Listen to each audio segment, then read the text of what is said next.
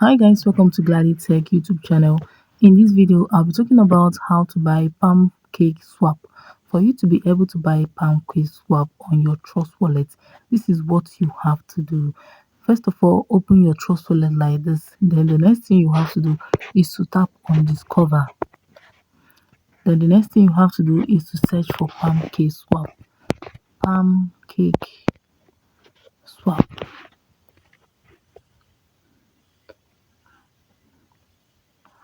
So we allow it to load.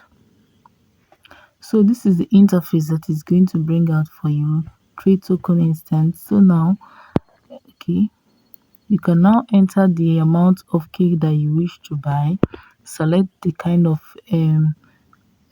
address, paste your address here, then select. When you paste your address here, to bring out the type of contract that you paste, and the transaction will take place. Then the cake, you can also select it here. Select the number of cake, the kind of cake you wish to swap, then write the amount of tolerance slippage, then enter your amount and the transaction will take place. So guys, I hope this video was helpful. If it was, do not forget to give me a thumbs up and tap on the subscription button to always get notified anytime I upload a video like this. Thanks for watching.